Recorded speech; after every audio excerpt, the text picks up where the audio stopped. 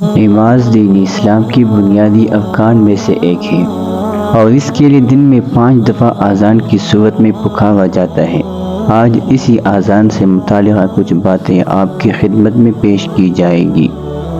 اذان کا لغوی معنی ہے اعلان کرنا۔ اصطلاح میں اذان چند مخصوص کلمات کا نام ہے جن کے ذریعے لوگوں کو نماز کے لیے بلایا جاتا ہے۔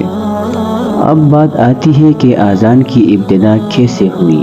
تو شروع میں چونکہ صحابہ کرام کی تعداد تھوڑی تھی، اس لیے باجماعت نماز کے لیے وقت معینہ پر جمع ہونے میں کوئی دقت نہیں ہوتی تھی۔ البتہ جب صحابہ کرام کی تعداد بڑھ گئی تو وقت معینہ پر لوگوں کو باجماعت نماز کے لیے بلانے کے اہتمام کی ضرورت پیش آئی۔ چنانچہ نبی علیہ السلام اس سلسلے میں فکر مند تھے۔ چنانچہ اسی فکر کے تحت صحابہ کرام سے مشورہ کیا کہ نماز کے لیے لوگوں کو کیسے جمع کیا جائے۔ کسی نے کہا کہ نماز کے وقت ایک جھنڈا بلند کر دیا جائے، جو اس کو دیکھے گا وہ دوسرے کو خبر دے گا، لیکن یہ تجویز آپ کو پسند نہ آئی۔ کسی نے کہا کہ ناقوس بنائیں گے، تو آپ علیہ السلام نے اس کو بھی پسند نہ فرمایا کہ یہ تو یہودیوں کا طریقہ ہے۔ اسی غور و فکر میں مجلس ختم ہوئی۔ عبداللہ بن زید رضی اللہ عنہ ایک صحابی ہے، وہ گھر واپس آئے لیکن وہ اس فکر میں رہے جس میں رسول اللہ صلی اللہ علیہ وسلم تھے۔ ان کی اس فکر کی وجہ سے خواب میں انہیں اذان سکھا دی گئی۔ راوی کہتے ہیں کہ اگلے دن صبح کو انہوں نے نبی علیہ السلام کو خواب سے باخبر کیا اور کہا، یا رسول اللہ، میں خواب اور بیداری کی حالت میں تھا، ایک شخص آیا اور اس نے مجھے اذان سکھا دی۔ راوی کہتے ہیں کہ عمر بن خطاب رضی اللہ عنہ بھی اس سے پہلے اذان کو خواب میں دیکھ چکے تھے مگر وہ چھپائے رہے، اور عبداللہ بن زید رضی اللہ عنہ کے 20 دن بعد خواب نبی علیہ السلام کے سامنے بیان کیا۔ آپ صلی اللہ علیہ وسلم نے پوچھا، تمہیں بیان کرنے سے کس چیز نے روکے رکھا تھا؟ انہوں نے جواب دیا کہ عبداللہ بن زید رضی اللہ عنہ نے مجھ سے پہلے خواب بیان کر دیا، اس لیے بعد میں بیان کرنے میں مجھے شرم محسوس ہوئی۔ تب آپ صلی اللہ علیہ وسلم نے فرمایا، اے بلال، اٹھو اور جس طرح عبداللہ بن زید رضی اللہ تعالی عنہ بتاتے جائے تم اسی طرح کرتے جاؤ۔ لہٰذا حضرت بلال رضی اللہ تعالی عنہ نے اذان دی۔ یوں اذان کی ابتدا ہوئی۔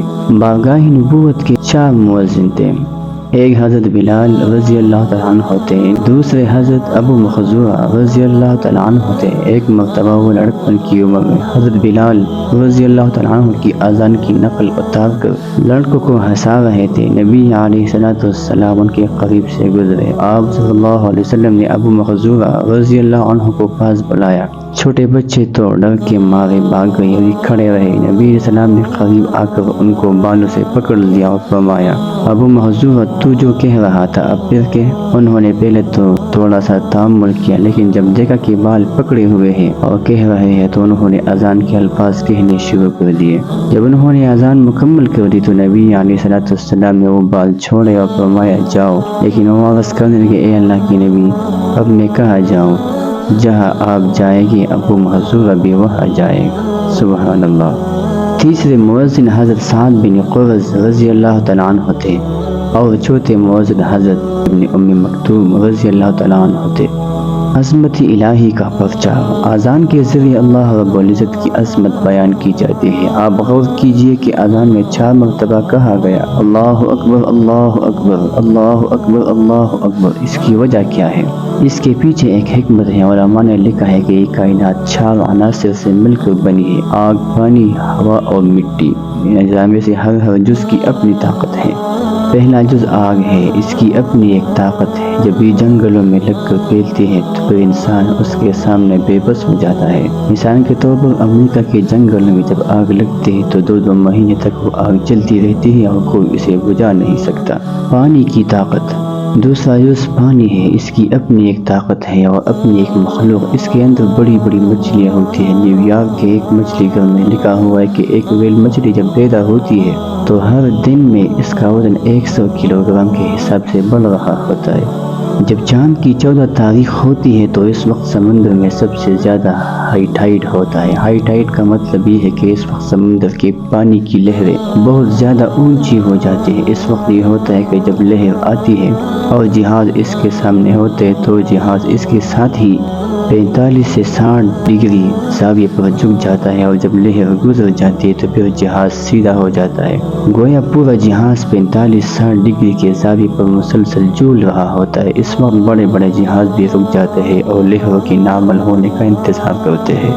سائنسدانوں نے لکھا ہے کہ اگر ہائی ٹائیڈ 60 کے زاویے سے نیچے رہے تو جہاز دوبارہ سیدھا ہو جاتا ہے، اور اگر 60 کے زاویے سے اوپر کی ٹائیڈ آ جائے تو جہاز پلٹ جاتا ہے اور جہاز میں سوار تمام افراد سمندر کے اندر چلے جاتے ہیں۔ جہازوں کے چاروں طرف لہریں ہی لہریں ہوتی ہیں، تو اس وقت کافر اور مشرک بھی دل کی گہرائی کے ساتھ بڑے خلوص سے اللہ ہی کو پکار کر کہتے کہ اللہ اب تو ہی جان بچانے والا ہے۔ جب سیلاب آتا ہے تو شہروں کے شہر برباد ہو جاتے ہیں۔ حضرت نوح علیہ السلام کے وقت میں جو سیلاب آیا تھا اس نے روئے زمین کے تمام مکانات کو منہدم کر دیا تھا۔ ہوا کی طاقت کائنات کے اجزاء ترکیبی میں سے تیسرا جز ہوا ہے۔ اس کی بھی اپنی ایک طاقت ہے۔ چند مثالوں پر غور کیجیے۔ قوم عاد پر ہوا کا عذاب آیا تھا۔ ایمان والوں کو محسوس ہوتا تھا کہ خوشگوار ہوا چل رہی ہے، اور کفار کے لیے وہی ہوا اتنی سخت تھی کہ ان کو اس طرح ہوا کے تپیڑے لگتے تھے کہ وہ زمین پر آ کر گرتے تھے۔ اگلے دن ان کی لاشیں زمین پر بکھری پڑی تھی۔ قرآن عظیم الشان میں ہے کہ کأنہم اعجاز نخل خاویہ، جیسا کہ وہ تنے ہیں کھجور کے کھوکھلے۔ تفاسیر میں ان کی قد و قامت اور طاقت کے بارے میں لکھا ہے کہ ان کے قد 7 ہاتھ تک لمبے ہوتے تھے، اور ان کی چھاتیوں کی چوڑائی 30 فٹ تک ہوتی تھی۔ قرآن مجید میں ہے کہ وَتَنْحِتُونَ مِنَ الْجِبَالِ بُيُوتًا، وہ پہاڑ کو کھود کر بناتے تھے اور کہتے تھے من اشد منا قوة، کون ہے ہم سے زیادہ طاقت والا۔ وہ اتنی طاقتور قوم تھی، لیکن جب اللہ تعالیٰ نے ان پر ہوا کا عذاب بھیجا تو ان کو یوں الٹ دیا جیسے کھجور کے تنے بکھرے ہوئے پڑے ہوتے ہیں۔ اب بھی دنیا کی سب سے بڑی سائنسی پاور میں ہوا کے عذاب آتے ہیں۔ ان کا نام انہوں نے ٹارنیڈو رکھا ہوا ہے۔ یہ ٹارنیڈو کیا ہوتا ہے؟ ہوا کئی سو میل کے دائرے میں گھوم رہی ہوتی ہے اور اتنی سخت ہوتی ہے کہ مکانوں کی چھتوں کو بھی اڑا کے لے جاتی ہے۔ ایک مرتبہ امریکہ کی ایک ریاست ٹیکساس میں ٹارنیڈو آیا۔ اس کی طاقت 30 نائٹروجن بموں سے بھی زیادہ تھی۔ اس نے مکانوں کی چھتوں کو اڑا کر رکھ دیا، کاروں کو اٹھا کر سینکڑوں میل دور پھینک دیا، اور یوں چند لمحوں میں خوبصورت آبادیاں ویرانوں اور کھنڈرات میں تبدیل ہو گئی۔ مٹی کی طاقت کائنات کا چوتھا جز مٹی ہے۔ زمین کو مٹی کہتے ہیں۔ اس کی اپنی طاقت ہے، اور بھی ہمیں اس کا اندازہ نہیں ہے۔ جب زلزلہ آتا ہے تو زمین میں تباہی مچ جاتی ہے۔ مثال کے طور پر 16ویں صدی عیسوی میں چین کے صوبہ چنسی کے اندر ایک زلزلہ آیا تھا، جس میں ایک دن میں 8 لاکھ آدمی ہلاک ہو گئے تھے۔ 1994 میں کیلیفورنیا میں زلزلہ آیا تھا۔ وہاں بڑے بڑے سائن بورڈ پر لکھا تھا اوہ گاڈ، یعنی اے خدا۔ جب چند جگہوں پر اس طرح لکھا دیکھا تو میزبان نے پوچھا بھائی اوہ گاڈ کا کیا مطلب ہے؟ وہ کہنے لگے جناب یہاں چند دن پہلے 17 جنوری 1994 کو رات 4 بجے تاریخ کا عبرتناک زلزلہ آیا تھا۔ اس زلزلے کا ایپی سینٹر زمین سے 9 کلومیٹر نیچے تھا، اور جب وہ زلزلہ آیا تو اتنا شدید تھا کہ خدا کی پناہ۔ زلزلے کا ایمپلیٹیوڈ 7 سے زیادہ تھا۔ 45 سیکنڈ کا وقت یوں لگتا تھا کہ کبھی ختم نہیں ہوگا۔ اس وقت لوگ اپنے بستروں پر سوئے ہوئے تھے۔ ان کو اس وقت پتہ چلا جب وہ گیند کی طرح اچھل کر نیچے آ گرے۔ آپ یقین کریں کہ سب سے زیادہ نقصان انہی سرکاری عمارتوں کا ہوا۔ میں نے دیکھا کہ وہ 2-2 میٹر چوڑے ستون تنکوں کی طرح ٹوٹے پڑے تھے۔ ہائی وے کے پل 100 فٹ کی بلندی سے یوں نیچے گرے جیسے بچہ کھینڈی کو دور پھینکتا ہے۔ لیکن حیران کن بات یہ ہے کہ زلزلے کے ایپی سینٹر سے تقریباً 25 فٹ کے فاصلے پر ایک مسجد تھی جو بالکل محفوظ رہی۔ سبحان اللہ! اللہ کی شان دیکھیے کہ 17 جنوری کی وہی رات تھی جب سپر پاور نے بغداد کے مقدس مقامات پر بم گرائے تھے۔ اس زلزلے میں سرکاری نقصانات کا اندازہ $30 بلین لگایا گیا۔ اتنی ہی رقم کویت کی جنگ میں امریکہ نے کمائی تھی۔ اللہ تعالیٰ نے ایک ہی جھٹکے میں حساب برابر کر دیا۔ تو بات چل رہی تھی کہ ان سب مخلوقات کی اپنی اپنی طاقت ہے، لیکن مؤذن آواز دیتا ہے کہ اللہ اکبر، آؤ اس پروردگار کی طرف جس کی عظمت آگ اور اس کی مخلوق سے بھی زیادہ ہے۔ پھر کہتا ہے اللہ اکبر، آؤ اس پروردگار کی طرف جس کی عظمت ہوا اور اس کی مخلوق سے بھی زیادہ ہے۔ اللہ اکبر، آؤ اس پروردگار کی طرف جس کی عظمت پانی اور اس کی مخلوق سے بھی زیادہ ہے۔ پھر کہتا ہے اللہ اکبر، آؤ اس پروردگار کی طرف جس کی عظمت زمین اور اس کی مخلوق سے بھی زیادہ ہے۔ اس لیے جب مؤذن اللہ اکبر کہے تو فوراً احساس پیدا ہونا چاہیے کہ ہمیں کس پروردگار کی طرف بلایا جا رہا ہے۔ اس لیے کہ اگر آپ کسی بندے کو پیغام بھجوائے کہ میرے گھر آئیے اور وہ نہ آئے تو آپ کو غصہ آئے گا۔ یعنی ہی اسی طرح جب اللہ رب العزت اللہ اکبر کے ذریعے اپنے بندوں کو اپنے گھر کی طرف بلوائے اور بندے نہ جائے تو اللہ تعالیٰ کو بھی جلال آئے گا یا نہیں آئے گا۔